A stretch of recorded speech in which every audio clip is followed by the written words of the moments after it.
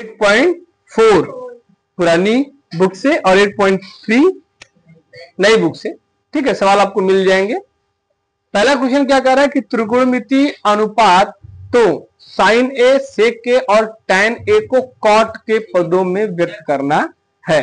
यानी यहाँ पे जो पहला क्वेश्चन है, साइन सेक और टैन को हमको किस में बदलना है? कॉट में बदलना। ठीक है बेटा, चल पहले को समझते हैं कि पहला सवाल जो है साइन ए को कॉट में बदलना है। तो साइन ए को हम लोग क्या लिख सकते हैं? 1/कोसेक लिख सकते हैं।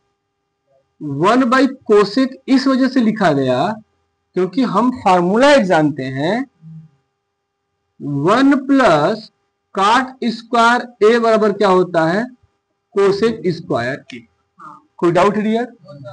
और कोसेक ए बराबर क्या हो जाएगा? अगर हम ध्यान से इसको देखें तो कोसेक बराबर इसको अंडर रूट ले लेंगे। तो अगर नहीं लेना तो ऐसे डायरेक्ट भी कर सकते हैं कि अच्छा इस कोसेक को अगर निकालना तो हम 1/अंडर रूट में कोसेक स्क्वायर ए लिखते, कोई दिक्कत है? तो एक ही बाहर तो आएगा, है कि नहीं? हाँ या ना? क्लियर है? तो अब इस कोसेक के स्थान पे क्या लिख सकते हैं? 1 प्लस, तो अंडर रूट में 1 + कॉट स्क्वायर।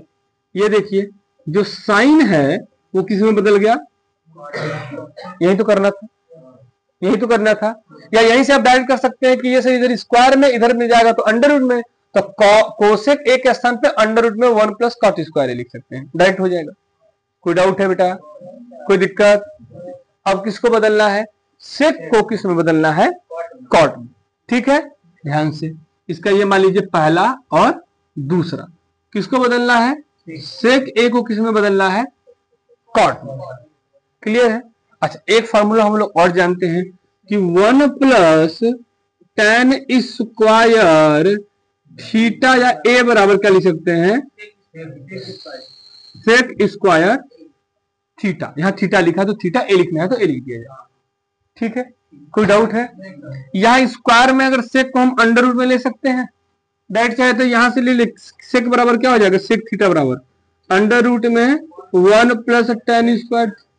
तो सेक के स्थान पे इसको लिख दिया जाए अंडर रूट में 1 + टैन स्क्वायर। कोई डाउट है बेटा? अच्छा, एक बात बताओ, टैन थीटा को 1/कॉट थीटा लिख सकते हैं कि नहीं?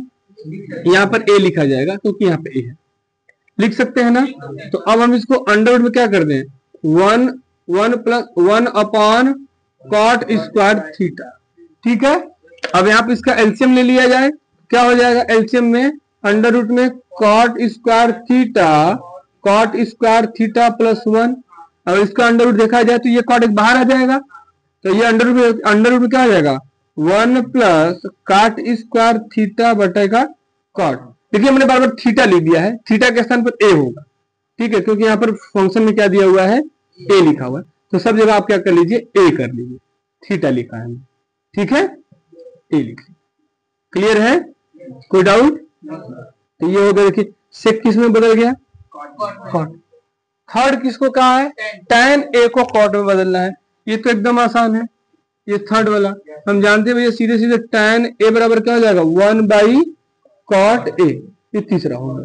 तो पहले सवाल में जो कहा था साइन को टैन में, सेक को टैन में और टैन को साइन को कॉट में, टैन में नहीं, साइन को कॉट में, सेक को कॉट में और टैन को भी कॉट में बदल लिए हम लोग। कोई डाउट है? यहाँ जहाँ थीटा कहें चाहे ए कह ले, अगर थीटा लिख रहे हैं तो हर जगह थीटा लिखेंगे और ए लिख रहे हैं तो हर जगह ए लिखेंगे। कोई डाउट है? आसान है। तो बेसिक फार्मूला जो है बेटा वो आपको पता होना चाहिए, तो नोट करके एक बार आप फॉर्मूला लिख सकते हैं। कौन कौन सा बेसिक है? Sin square theta plus cos square theta बराबर 1 + टैन स्क्वायर थीटा बराबर sec square theta 1 + cot square theta बराबर कोसेक। ये याद रखिएगा, ये तीन ही फॉर्मूले हैं। बस जहाँ थीटा वहां ए हो सकता है, जहाँ थीटा वहां बी हो सकता है, कुछ भी हो सकता है, लेकिन फंक्शन आपके क्या होंगे? साइन स्क्वायर अगर है तो वहां पर। लेकिन ये 1 कभी तभी होगा जब यहाँ पर ये थीटा और ये थीटा, अगर ये ए और ये बी है तो वो 1 नहीं होगा। दोनों स्थान पे क्या होना चाहिए? थीटा होना चाहिए। क्लियर है? लिख लो।